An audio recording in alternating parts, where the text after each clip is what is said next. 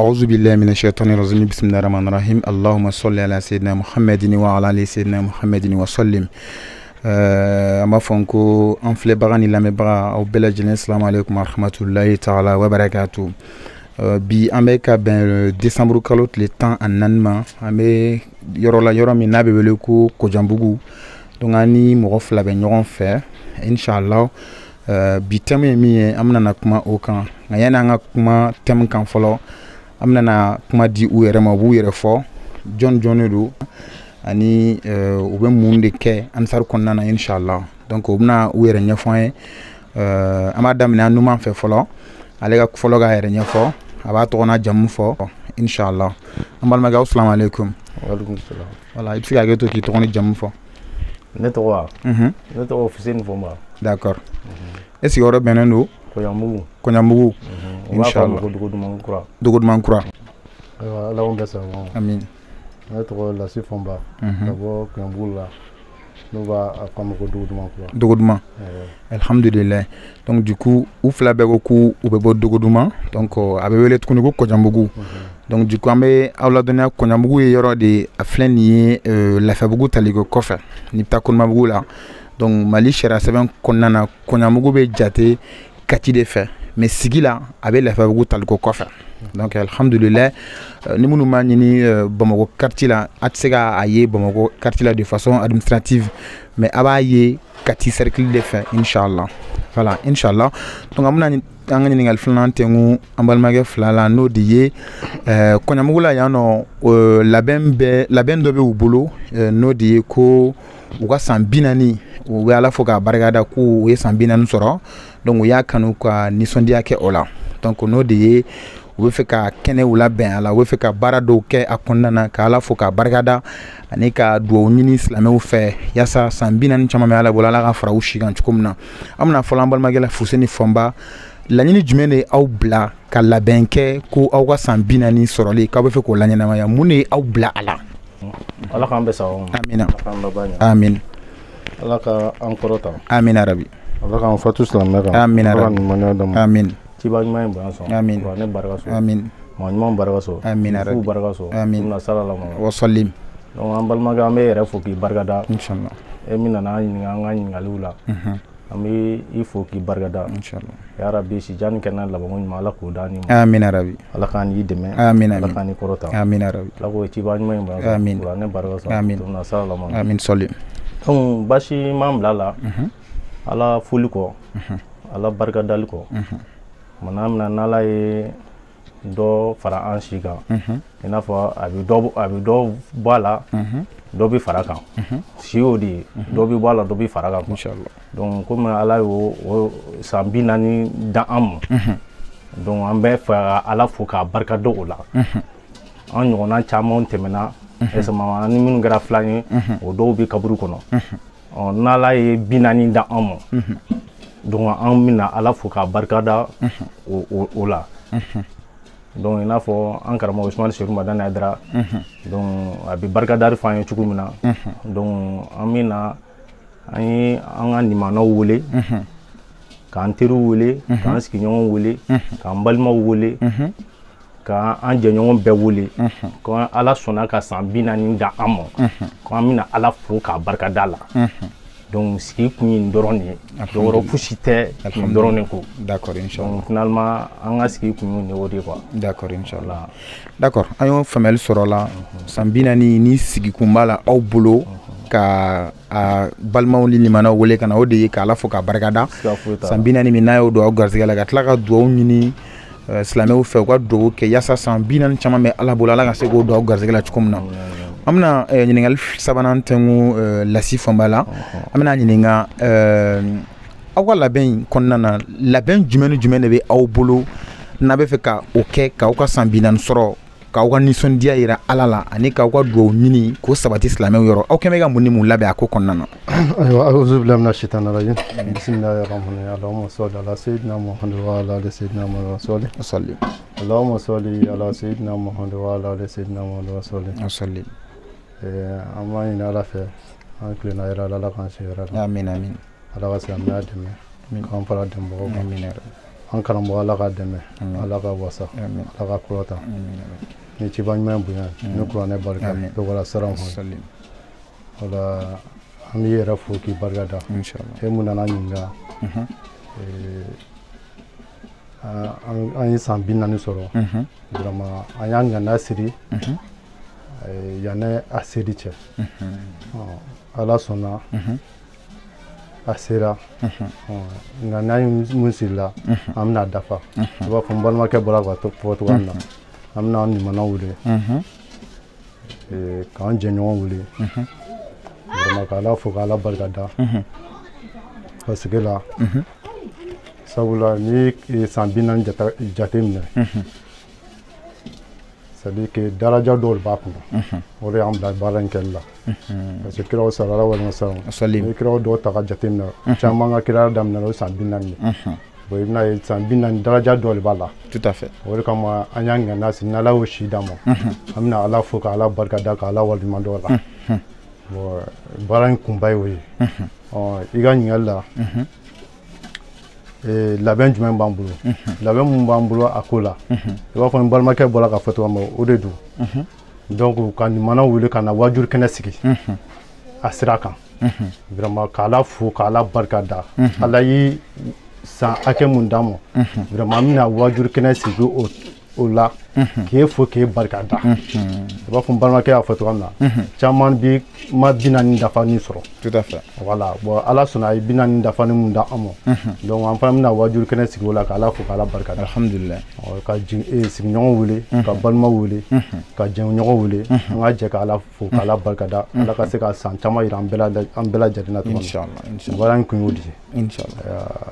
i ka ɲininkali a jaabi nin a bɛ to wala salamu aleykum salam famna alhamdulilahi rabbil alamin an ye faamuyali caman sɔrɔ o la a kun fɔra an ye munna u y'a kanu ka san 40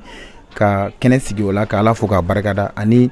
labɛn min b'u bolo o de ye wajulu ye ka da kan comme on dit le rappel profite aux croyants hakililajigin o bɛ mumini nafa wa hali a bɛ mɔgɔ fɛnɛ nafa mɔgɔ min yɛrɛ fɛnɛ t'ale mumini ye ka da kan ni hakili jiginna fɛn na fɛn min ka fɛn min man ɲi surtout a diinɛ kunda n'o ye silamɛya ye o nafa ka bon kosɛbɛ donc u ye ŋaniya min siri n'o de ye ko ka wajulu sigi k'a kɛ bonyamasegi ye ka ɲɛsin Ala ma k'Ala fo k'a barikada ani ka silamɛw ka duwawu ɲini fɛ toujours an bɛ duwawu kɛ Ala k'a don yira an na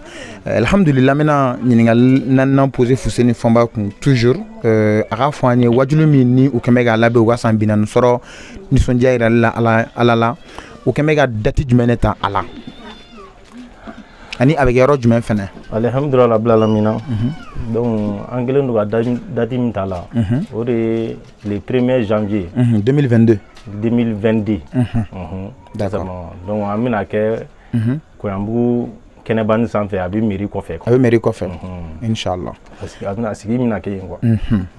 d'accord ok Ala k'o don yira na o bɛ bɛn ni sankura yɛrɛ don fɔlɔ ye don gale yɛrɛ an bɛ duwawu kɛ Ala k'an si jɔ k'a makɔnɔ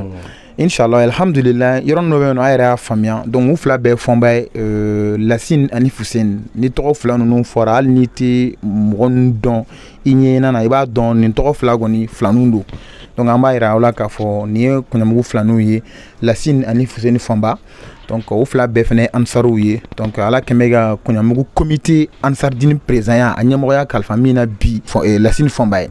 donc an bɛna ɲininkali laban k'ale kun n'o de ye a ka dɔ fɔ an ye comité yɛrɛ kan comité ansardini de Koɲambugu ka da ka comité ninnu tuma dɔ la ansariya ka baara kɔnɔna na ansariw ka baaraw kɔnɔna na i man teli ka comitéw tɔgɔw mɛn ansar ka kow la walima i man teli ka comitéw tɔgɔw mɛn réseau sanfɛ Facebook sanfɛ surtout an man teli ka a kumaw mɛn an bɛna ɲininkali tɛnku Fuseni na Lasi la a ka dɔ ɲɛfɔ an ye u ka comité kan u bɛ baara kɛ cogo di yan nɔ ani comité yɛrɛ bɛ Koɲambugukaw bolo cogo di yan nɔ ani cɛsiri jumɛn de bɛ Koɲambugukaw la a bɛna essayer ka fila fɔ an ye o kan inchallah président kuma b'i bolo vraiment auzu billahi mina shaitani rajim an b'Ala fo k'Ala barikada i bɔra ka ɲininkali min kɛ sisan vraiment alhamdulillah Koɲambugu comité la bi an b'Ala fo k'Ala barikada k'Ala waleɲuman dɔn tiɲɛ na cɛsiri dan y'an ta ye Koɲambugu tɔnden vraiment an bɛɛ cɛsirilen don yɔrɔna taga ni wuruda taga ninnu na bon ani an bɛ to ka juma su kɛ an to ka baro dɔ kɛ bon a ka ca la vraiment an ye du 40 ni kɔ de kɛ sisan vraiment an bɛ taa wele da mɔgɔw fɛ yen voilà b'u du kɔnɔ du 40 ani kɔ donc an bɛ taa wele da mɔgɔw fɛ yen donc den bɛɛ bɛ taa o sira kan fana alhamdulillah cɛsiri bɛ tɔn den bɛɛ lajɛlen na bi an bɛ ala fo k'ala barikada n'o ye bi ni ala ka jɛ kɔnɔ n b'u tɔn kɔni ɲɛnamaya dan don a fan bɛɛ fɛ a côté bɛɛ alhamdulillah ne fɛ k'o de fɔ a to wala salamu salim alhamdulillah an ye faamuyali sɔrɔ a la a bɛ fɛ k'a fɔ dɔrɔn kuma kɔnɔ u ka comité la yan nɔ n'o ye Koɲamugu comité ale tirilen don Lafiyabugu ale ni comité minnu bɛ baara kɛ ɲɔgɔn fɛ sous section tɔgɔ la o ye Lafiyabugu Amudalayi ani Sɛbɛninkɔrɔ donc olu bɛɛ bɛ communicati kɔnɔ wa sous section o communicati ye ale sirilen don Bamako section na n'o ye o siège bɛ Bangoni na inchallah donc a y'a fɔ cogo min na u bɛ baara caman kɛ comité kɔnɔ yan nɔ ani baara minnu b'u bolo o ye u bɛ taa bɔ ɲɔgɔn ye u bɛ bɔ ɲɔgɔn ye kɛ ka d'a kan ni an y'a mɛn ko diinɛ dira adamadenw ani jinɛw de ma donc an b'a ye kuma dɔ la adamadenya bɛ diinɛ kɔn ka d'a kan kira yɛrɛ ale salatu wasalam kira dira ma a si san 40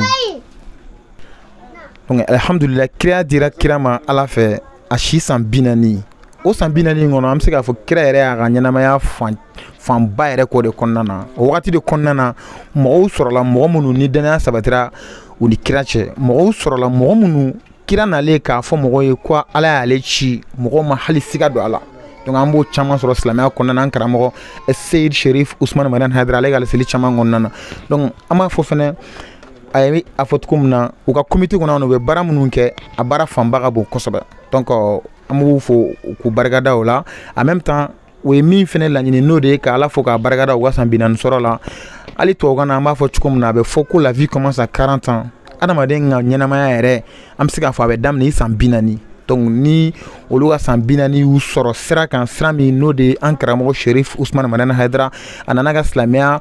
dale fɛ ka bɛɛ y'a sɔrɔ bɛɛ faamu sɔrɔ a la olu yɛrɛ sɔnna ka tugu an karamɔgɔ kɔ k'u b'o silamɛya in défend olu ka san 40 y'u sɔrɔ o sira kan an b'a f'u ye ko a m'u sɔrɔ sira jugu kan n'u ye duwawu fɛnɛ ɲini silamɛw fɛ ka ala fo k'a barikada o san 40 sɔrɔ la ka tila k'a ɲini o ala kelen in fɛ tuguni a ka cɛsiri di u ma toujours u ka continuer nin sira in kan an karamɔgɔ nɔfɛ o fɛnɛ ye ko ye komi ni mɔgɔ kan ka fara u kan k'a laɲɛnamaya yaasa ala yɛrɛ fɛnɛ an minnu ma san 40 sɔrɔ ala ka se ka an fɛnɛ vraiment ka an garder nin sira in kan toujours hali san 40 kɔfɛ ka toujours garisɛgɛ di an ma an ka se ka continuer an karamɔgɔ nɔfɛ ka baara in kɛ ala tɔgɔ la ani silamɛya yɛrɛ tɔgɔ la an b'a fɔ k'o ye ko ye komi an kan ka se ka fara u kan ka encourager an bɛ dugawu kɛ ala k'a don yira an na donc an bɛna kuma di Fuseni ma kumakan laban min b'u bolo ani folikan laban min b'u bolo u k'o kɛ surtout ka ɲɛsin an karamɔgɔ ma Sherif Usman Mariam Haidara ka d'a kan an ka wuli an sigiyɔrɔ la ka na Koɲamugu la yan nɔ k'a fɔ k'an bɛn'u ɲininka mun b'u bolo k'a labɛn o bɛɛ y'an karamɔgɔ sababu ye donc karamɔgɔ kɛra sababu ye frontière tɛ an taar'u ni ɲɔgɔn cɛ tuguni i mana kɛ hali diɲɛ kuluwo de kɔnɔ kuluwo min ka bon n'a kuluwo bɛɛ n'i b'an karamɔgɔ fɛ ni i kɛn bɛ ka ko dɔ labɛn silamɛya kɔnɔna na an karamɔgɔ tɔgɔ la walima an karamɔgɔ ye an bɛ wuli k'i sɛgɛrɛ inchallah yaasa mɔgɔw ka se ka sɔrɔ an ka pages kan n'o ye la voix de Tamani Cherif Actu Duba Duma ani an ka page tɔ bɛɛ lajɛlen donc an bɛna kumakan laban di Fuseni Fɔnba ma ale bɛ dakurunya la kumakuncɛ kuma na a b'o kɛ ani président bɛɛ lajɛlen tɔgɔ la inchallah Fuseni kuma i bolo donc alhamdulillah rabbil alamin an bɛ ala fo k'ala barikada ka tila k'ala fo k'a walimadɔn inchallah an karamɔgɔkɛ kɔni dan t'a la an balimakɛ dan fosi t'a la c'est ale de kɛra sababu ye k'an bɔ kojugu bɛɛ lajɛlen na k'an bɔ wale jugu bɛɛ lajɛlen na ka an da ala la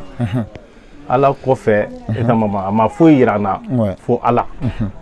donc kabini an denmisɛnnama an bɛ nin baara in na parce que kabini anw san 18 an bɛ nin na an yɛrɛ bɛ amisari la bi ɲinan y'a san 22 de Allahu akbar wa kɔrɔndɔw si ye voilà ɲinan y'a san 22 de donc o la cɛkɔrɔba min sera ka kɛ sababu ye k'an bila o sira in kan donc an b'o sira kelen de kan esamama an ma gɔlɔ an ma fosi esama donc o kan ka fo k'a barikada wana mina tiɲɛniw bɛ waati min na tiɲɛniw bɛ senna waati min na an bɛ ɲɔgɔn tɔɔrɔ la waati min na esamama k'an to an ka denmisɛnninya na an bɛ se k'an ka denmisɛnninya jabɔ cogo min na san 18 o y'a sɔrɔ i bɛ denmisɛnninya de la o ko jɛlen don mais an bɔra o de la ka ni manamana ko bɛɛ dabila sababu Usmane Chérif Madani Aidara alhamdulillah donc an b'a fo k'a barikada ale de ka kɛnɛ ye nin ye kɛnɛ mana sigi ko wa ko le anw bi ale de ka kɛnɛ don alhamdulillah n'o tɛ an bɛ anniversaire dɔn min na o de ka taa balani kɛnɛw sigi ou bien ka taa dɔnkɛ yɔrɔ bɔ ka diinɛ kɛ mais ka wajulu sigi e kɔni ka o jateminɛ vraiment o man ca koba ye dɛ o koba de voilà donc o la o sababu bɔra an karamɔgɔ de la a ka da la a kan ka waso na anw yɛrɛ ye anw yɛrɛ bɛ waso n'a yɛrɛ ye donc finalement an b'a fo k'a barikada ka tila k'a fo k'a waleɲuman dɔn ansari bi diɲɛ fan o fan an bɛ bɛɛ fo ka bɛɛ waleɲuman dɔn ya rabi an b'a ɲɛla fɛ Tijani kɛnɛ labanko ɲuman ala k'o d'an bɛɛ lajɛlen ala ka sababu ɲuman k'an ye ala ka minnu y'an dɛmɛ nin ko in na an karamɔgɔw bɛ yan ou bien an kɔrɔkɛw bɛ yan Abdulaye ninnu n'a Buran ninnu n'a ɲɔgɔnna caman u y'an dɛmɛ nin ko in na k'an yɛrɛ sen bɔ a la pewu k'olu yɛrɛ b'a ta donc finalement dan t'o la quoi donc o ye min fɔ silamɛya kɔnɔna la silamɛw de bɛ fa kelen na u bɛ ba kelen na donc n'i b'o dɔn silamɛya la i bɛna ansariya de kɔnɔ quoi donc an karamɔgɔkɛ ya rabi Tijani kɛnɛ labanko ɲuman ala k'o d'an ma ala kana jugu s'an la ala kana jugu b'an na a bɛ min nɔfɛ tigi ya rabi ala k'o nɔgɔya n'a ye ala k'o kɛ ciba ɲuman ye kuranɛ barika sɔrɔ sirifu barika sɔrɔ to na salala ma sɔlim an b'o fo alhamdulillah an b'a fɔ n k'a tɛ fɔ ka tɛmɛ nin kan ka da kan an b'o de fɔ hali ni ye ansari jamanaw la bi bi na diɲɛ kɔnɔ jamana min bɛ diɲɛ kɔnɔ a ka ca ka tɔn sɔrɔ silamɛya tɔgɔ la wari ɲini tɔn tɛ a sigilen tɛ ko an ka baara kɛ ni tɔnɔ cayara an ka tɔnɔ tila o tɔn tɛ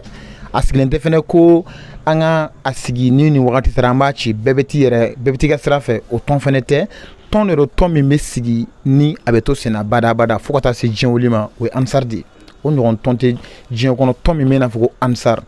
an bɛ don min na ko bi diɲɛ jamanaw kɔnɔ jamana 39 Chérif Ousmane Madani Aidara a ka kalandenw bɛ nin jamana kelen-kelen bɛɛ lajɛlen kɔnɔ k'a ye i mana taa Australie i mana taa Canada i mana taa États-Unis Asie Europe ka na Afrique yan nɔ